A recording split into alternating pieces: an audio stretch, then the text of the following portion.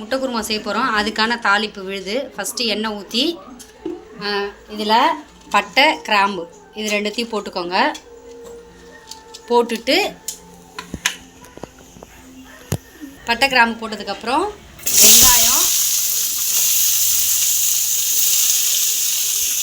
Friends வெங்காயம் போட்டால் அது வதங்குது. ரொம்ப அதிகமாக வதங்க வேணாம். தக்காளி போட்டுடலாம். தக்காளி இஞ்சி பூண்டு விழுது அது ஒரு ஸ்பூன் போட்டுக்கிறேன். அதையும் போட்டு நல்லா வதக்கிட்டு இதை ஆற வச்சு பேஸ்ட் மாதிரி அரைச்சி எடுத்துக்கோங்க ஃப்ரெண்ட்ஸ். இது வதங்கட்டும். அதுக்குள்ளே நம்ம ஒரு தேங்காய் விழுது ஒன்று ரெடி பண்ணிக்கலாம். வாங்க அதை பார்க்கலாம். தேங்காய், கசகசா, சோம்பு, முந்திரி பருப்பு 4 இதை போட்டு இதையும் தேங்காய் விழுதையும் ரெடி பண்ணி வச்சுக்கோங்க ஃப்ரெண்ட்ஸ். வெங்காயம் தக்காளியெல்லாம் வதக்கணும் இல்லையா, பட்டை லவங்கம் போட்டு அதனோட விழுது. இது தேங்காய் விழுது. இது ரெண்டுத்தையும் நம்ம ரெடி பண்ணிக்கிட்டோன்னா குழம்பு செய்கிறது வித்தின் 10 மினிட்ஸில் முடிச்சிடலாம். இப்போ தாளிப்புக்கு போயிடலாம் வாங்க. நான் வெங்காயம் தக்காளி வதக்கின கடாயிலே தாளிப்பு வச்சுருக்கேன். இந்த கடாய் நல்லா காயட்டும் ஃப்ரெண்ட்ஸ். ஆயில் கொஞ்சம் ஊற்றிக்கோங்க. நான் ஆயில் கம்மியாக தான் யூஸ் பண்ணுவேன் ஃப்ரெண்ட்ஸ். எண்ணெய் காஞ்சிச்சு. கொஞ்சம் சோம்பு போட்டுக்கலாம். சோம்பு போட்டுட்டு நம்ம அரைச்சி விழுதை இதில் போட்டுக்கலாம்.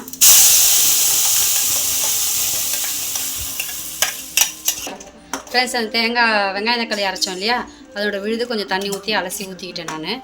இது கொஞ்சம் நல்லா பச்சை வாசனை போகிற அளவுக்கு நல்லா வதக்கி விடலாம். அது ஃப்ரெண்ட்ஸ் இதில் ஒரு கொத்து கருவேப்பிலை போட்டுக்கோங்க. நல்லா வதக்குது, கொதிக்குது. இதில் கொஞ்சம் மஞ்சத்தூள் ஆட் பண்ணிக்கோங்க. இப்போ நான் மசாலா போட போகிறேன். நான் எப்போவுமே வீட்டில் அரைக்கிற மிளகாத்தூள் தான் யூஸ் பண்ணுவேன். ஸோ இப்போ நான் வீட்டில் அரைக்கிற மிளகாத்தூள் 2 ஸ்பூன் போட்டுக்கிறேன்.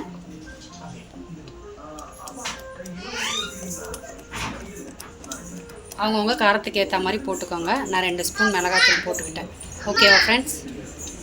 குழம்பு அளவுக்கு ஏற்ற மாதிரி உப்பு போட்டுக்கோங்க. அவங்கவுங்களுக்கு தேவைக்கு ஏற்ப. இந்த மிளகாத்தூள் வாசனை போகிற அளவுக்கு கொஞ்சம் தண்ணி ஊற்றி இது நல்லா கொதிக்கட்டும்.